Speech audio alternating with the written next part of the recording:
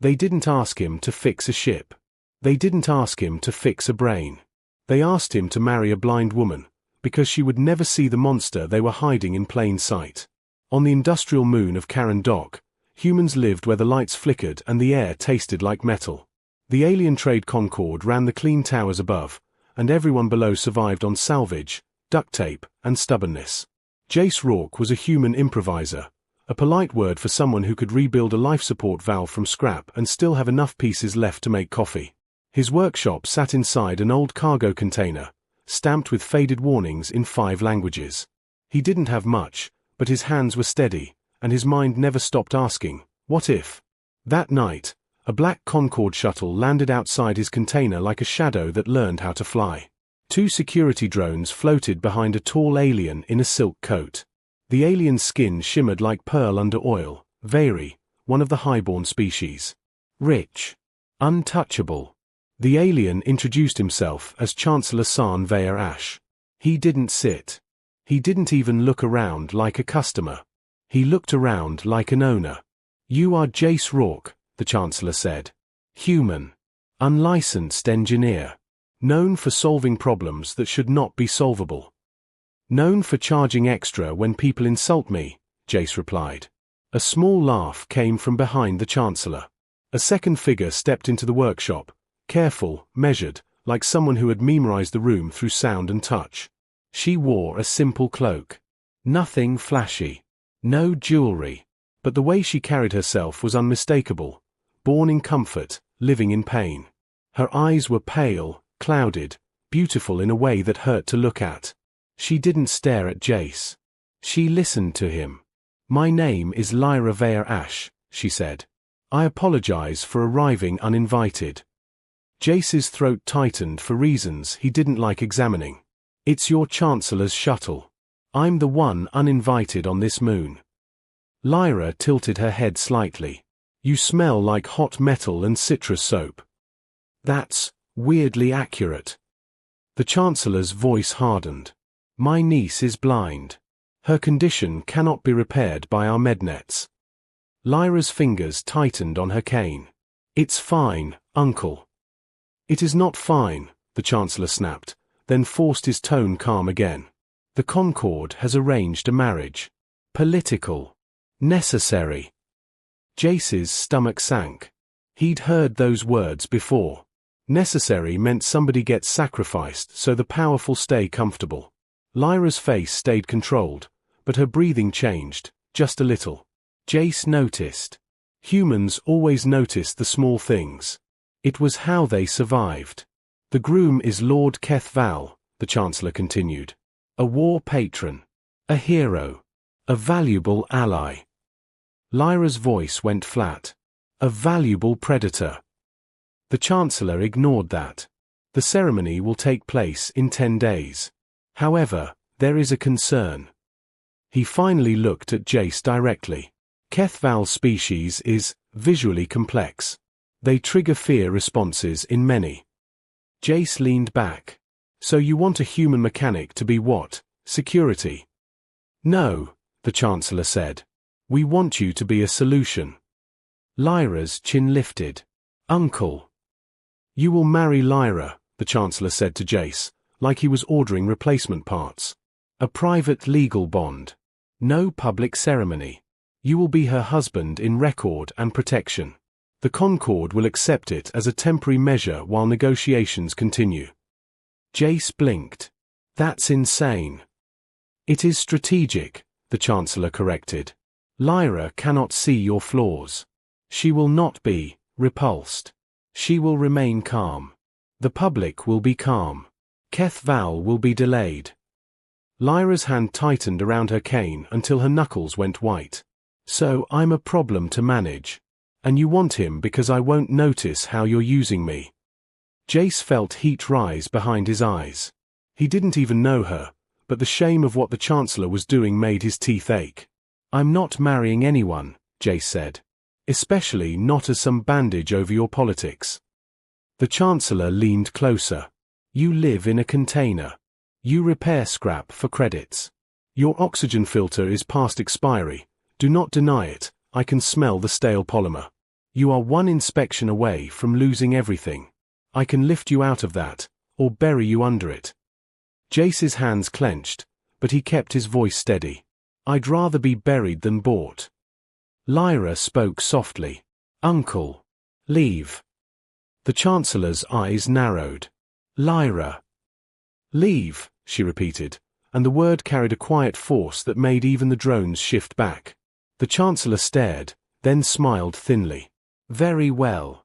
Human, you have 1 day to reconsider. He turned and exited. Lyra remained.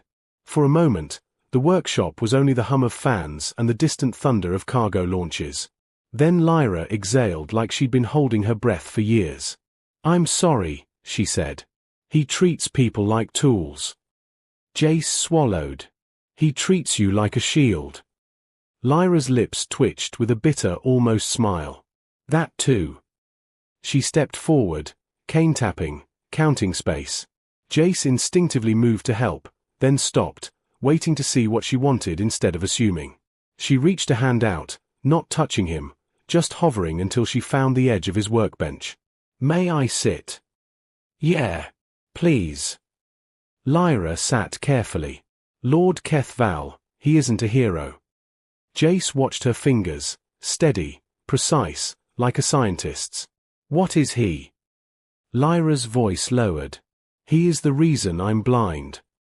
The sentence hit like a punch. Jace's world went quiet. He funded a lab, Lyra continued. My lab. I was building a resonance map, something that could detect hidden biological patterns. Parasites. Mimic organisms. Shapeshifters. The kind that can wear a face and walk into your home. Jace felt his skin prickle. And the lab exploded, Lyra said. The evidence burned. The Concord called it an accident. Her mouth tightened. But before the fire, I heard Kethval whisper to my uncle, blind her. Then she can't prove what she found. Jace's breath went slow and cold. So he wants to marry you because he thinks a blind woman is safe, Lyra finished. He thinks I can't identify the monster he truly is. Jace stared at his tools, at broken metal made honest by damage. Monsters didn't scare him as much as people who pretended to be clean. Lyra turned her face toward him, unseeing eyes somehow landing exactly where he stood. You don't have to help me. But you looked angry when he spoke. Not fake angry. Real. Jace's jaw tightened. I don't like bullies. Lyra's voice softened. Then maybe you're the only kind of person who can stand between me and him. Jace wanted to say no. Wanted to stay small, safe, invisible. But humans weren't built for that. Not the ones who lasted. What do you need? He asked. Lyra reached into her cloak and pulled out a small device, cracked, scorched around the edges. This is what survived the explosion. My prototype sensor. It can detect mimic frequency signatures, but it needs a human kind of repair. Improvised. Creative. Jace took it carefully, like it was a wounded animal. You came to the right trash bin. Lyra let out a short, surprised laugh. It wasn't loud, but it was real. Then her face turned serious again. If Kethval finds out I still have this, she whispered, he will kill me. Jace's eyes narrowed, mind already building plans from scraps. Then we make sure he never gets the chance. Outside, the moon sirens wailed, shift change, cargo departure, 1,000 lives moving like gears. And somewhere above, in the clean towers, a monster was preparing to walk down an aisle. And he had no idea what humans did when they were cornered. Jace worked through the night with Lyra sitting nearby, listening. She didn't hover. She didn't pity him. She simply existed beside him like a steady signal in a noisy universe. He opened the device and saw something elegant under the damage, alien microlattices, precise as snowflakes. But the power routing was fragile. Too perfect. Too dependent on ideal conditions. Humans hated ideal conditions. Humans survived in the real. Jace replaced a cracked conductor with braided salvage copper. He added a shock buffer made from an old ship's vibration dampener. He rerouted the sensor output into a simple audio stream. "What are you doing?" Lyra asked. "Making it speak," Jace said. "If you can't see the output, you'll hear it. Like a music note that changes when something's wrong." Lyra's mouth lifted. "I like that." By dawn, the device was alive again. It clicked softly, then emitted a faint, steady tone. Lyra held it as if it was a heartbeat. "Does it work?" "Only one way to find out," Jace said. 2 days later, Lyra returned with an invite. Sealed, official, expensive. A pre-wedding gala. The kind of event where powerful beings smiled with knives behind their teeth. "They want you present," Lyra said. "If I resist, they'll say I'm unstable." Jace stared at the invite like it was a trap. "It is a trap." "Yes," Lyra agreed. "So we walk in knowing that." They arrived in the Tower District after sunset. Jace wore a borrowed suit that fit like a lie. Lyra wore a violet gown that moved like water. She took his arm calmly, like she'd been doing it for years. Inside, the hall glittered. Music floated. Laughter echoed. And then the room shifted, like prey sensing a predator enter. Lord Keth Val approached. He looked charming at first. Tall, polished armor turned into ceremonial silk, a smile carved perfectly for crowds. But when Jace watched his eyes, he saw it, something too still behind them. Like a mask painted over hunger. Ketha's gaze landed on Lyra. "My bride." Lyra's fingers tightened once on Jace's sleeve. Only once. Ketha's smile sharpened.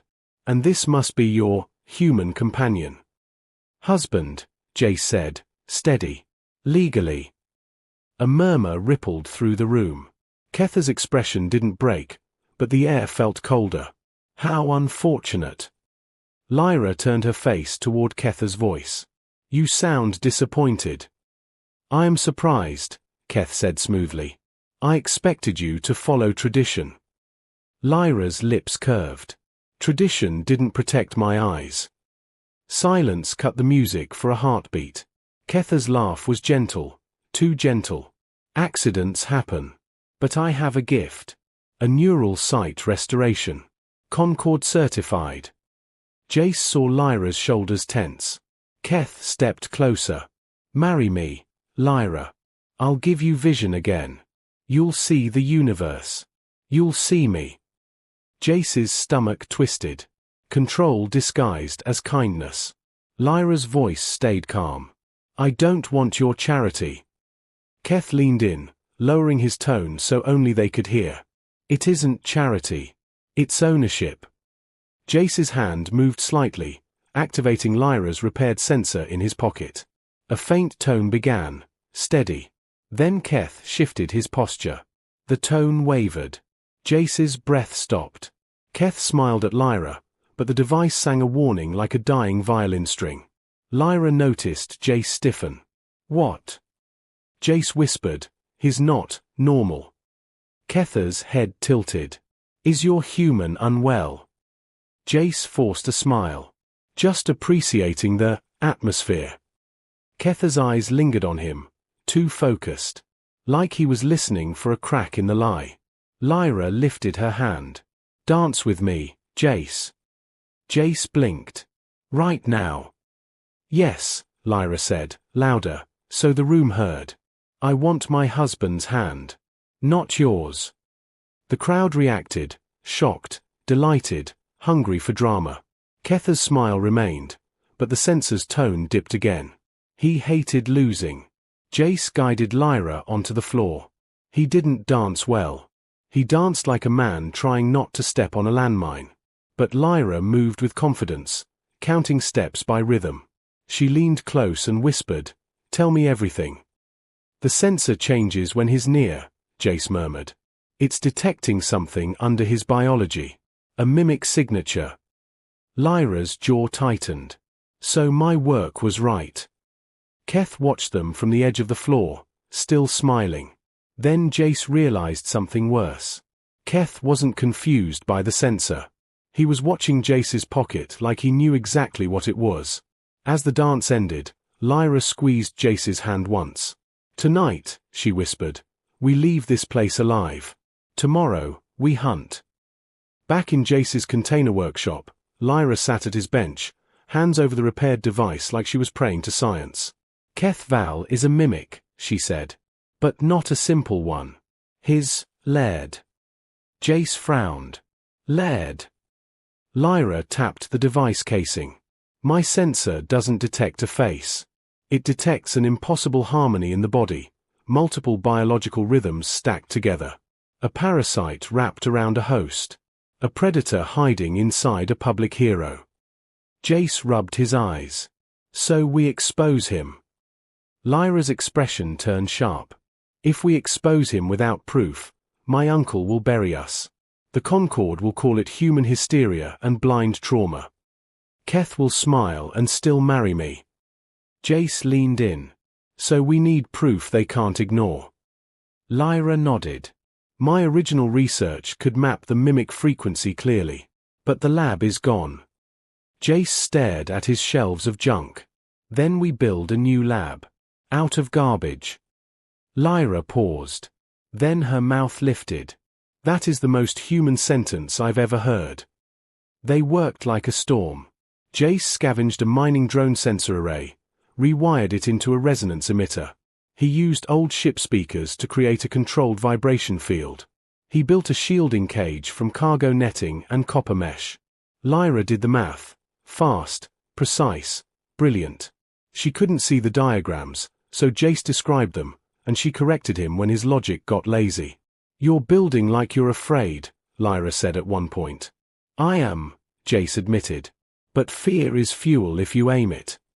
They needed a sample, something from Keth Val's biology. "How do we get that?"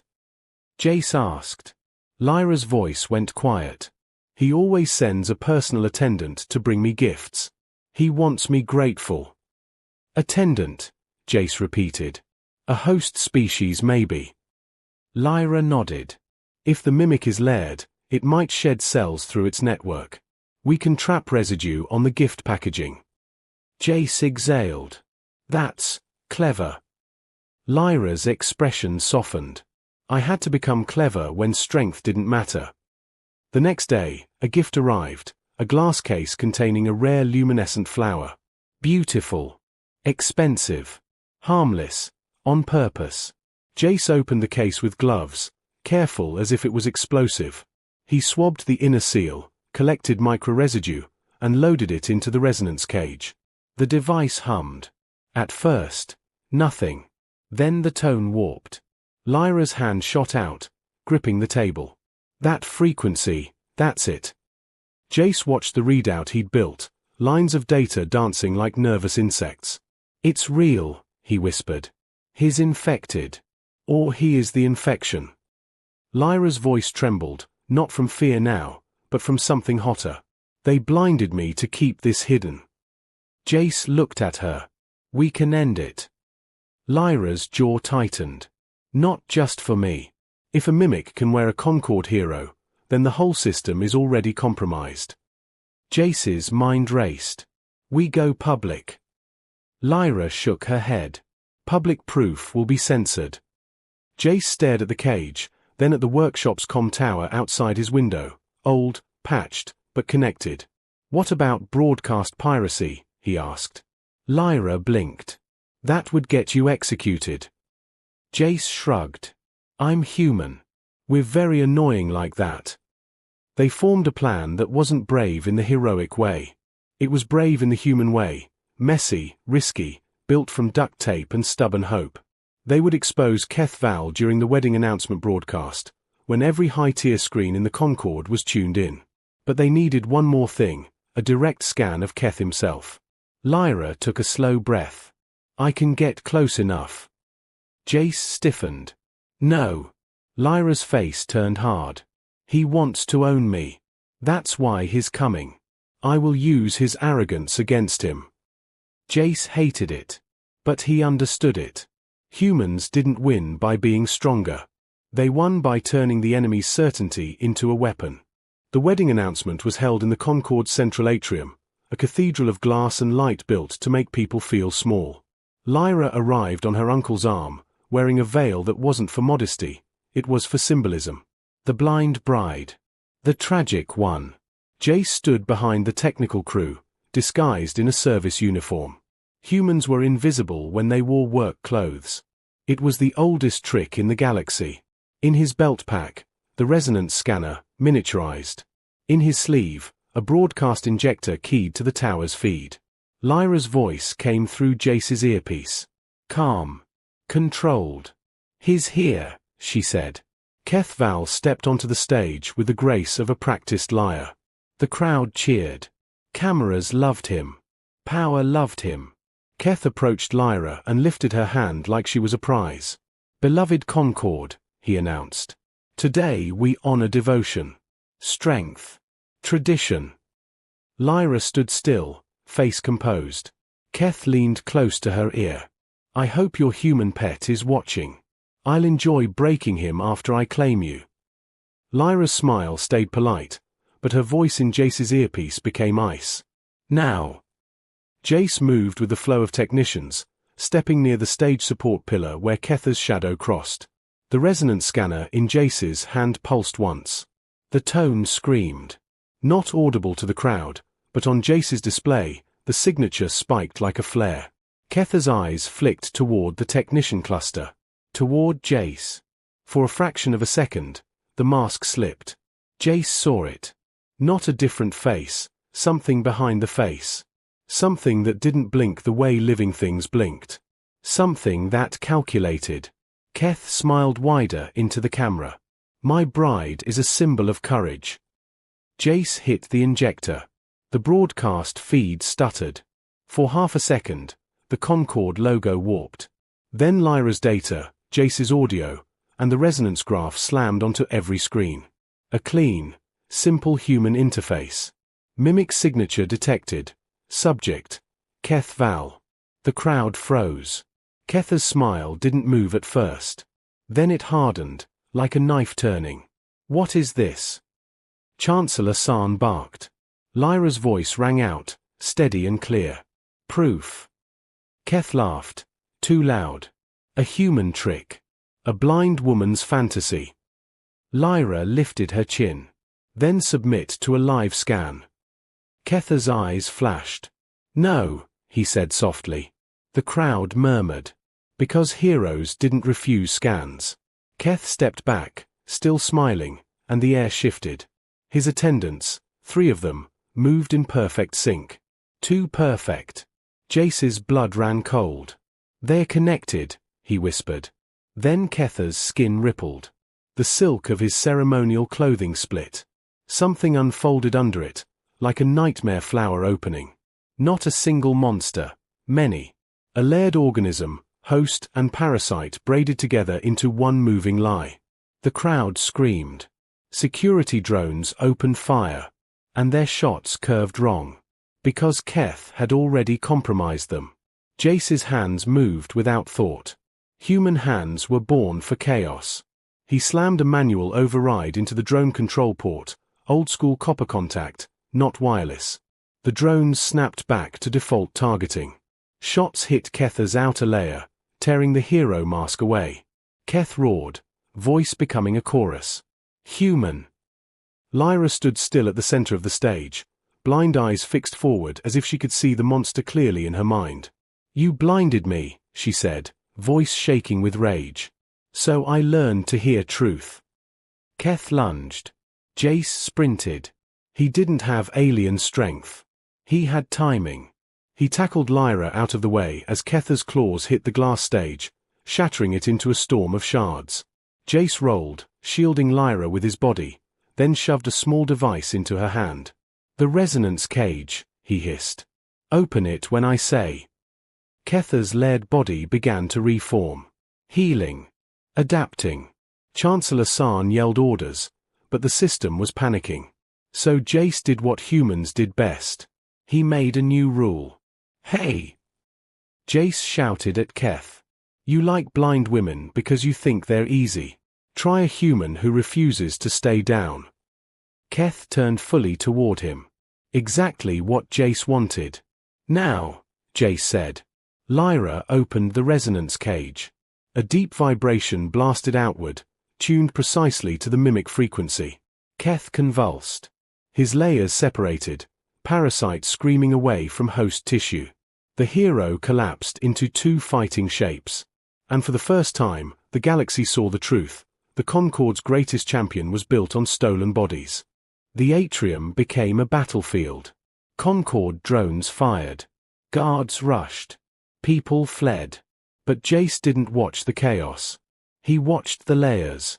Because he knew something most species didn't, the enemy wasn't just the monster. It was the system that let monsters hide. Lyra's resonance cage kept pulsing, ripping harmony into noise. The mimic couldn't stabilize. Keth shrieked, and his voice snapped into something almost human again. "Stop. You'll kill the host." Lyra's face tightened. "That's your shield. Not my guilt." Jace crawled across shattered glass toward the main control pedestal, bleeding from his hands, suit torn, heart pounding like a hammer. He slammed his manual injector into the broadcast port again. This time he didn't just show proof. He showed instructions. A simple human emergency protocol flashed across screens. How to detect mimic signatures, public method. How to disable compromised drones, manual override. How to protect yourselves, sound-based resonance. Chancellor San screamed, "Stop him!" Two guards ran at Jace. Lyra stepped between them and Jace without hesitation. She couldn't see their rifles. She didn't need to. "This human," she said, voice quiet but deadly, "is the reason you're not all already owned." One guard hesitated. That hesitation saved them. Because Keth surged, desperate, and grabbed the guard, using the body like a shield again. The guard screamed as the mimic tried to latch. Jace's mind snapped into clarity. Not strength. Not anger. Choice. Humans were terrifying because they chose the hard path even when it hurt. Jace grabbed a broken drone battery, heavy, dangerous, and slammed it into the resonance cage's core. The pulse became a roar. Ketha's parasite layer peeled back violently, exposing the host bodies trapped inside. And then Lyra did the thing nobody expected from a blind woman at the center of a collapsing empire. She stepped forward and spoke to the host, softly. "I'm here," she said. "Follow my voice." The host inside Keth, barely alive, twitched. Because the parasite wasn't just feeding on flesh. It was feeding on fear. Lyra's voice was the opposite. Jace realized it in that moment. The galaxy was built on intimidation. On silence. On control. Humans didn't win because they were stronger.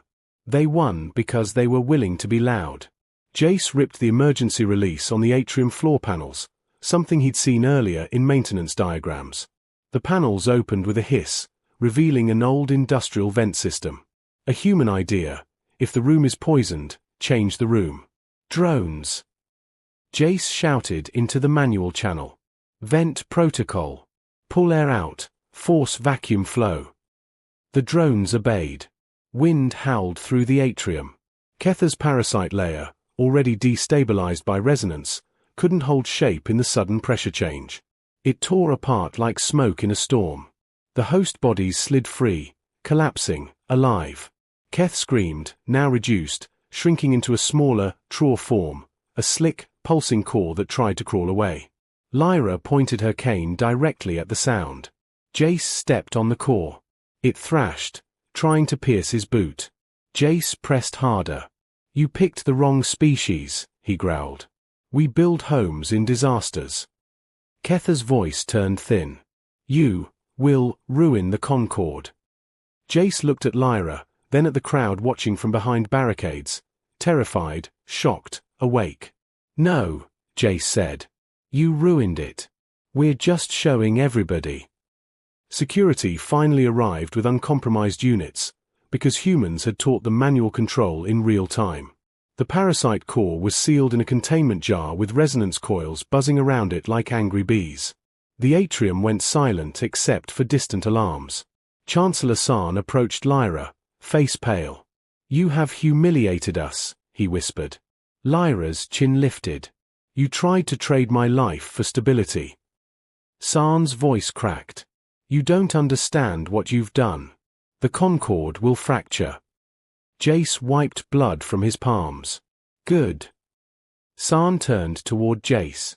You are a mechanic. Jace nodded. Yeah. Saan gestured at the screens, still showing Jace's detection protocol, already being copied, shared, duplicated. You have given this to everyone. Jace's voice was steady. That's the point. Lyra stepped closer to Jace. Her hand found his sleeve, then his wrist. Gentle. Certain. I can't see you, she said softly. Jace swallowed. That's okay. Lyra's mouth lifted into a real smile, one that didn't ask permission. But I can hear you. And I know what you are. What am I? Jace asked. Lyra turned her face toward him like she could see through sound. A human. Jace let out a breath that felt like the end of a long fall. Outside the tower, the lower districts began cheering.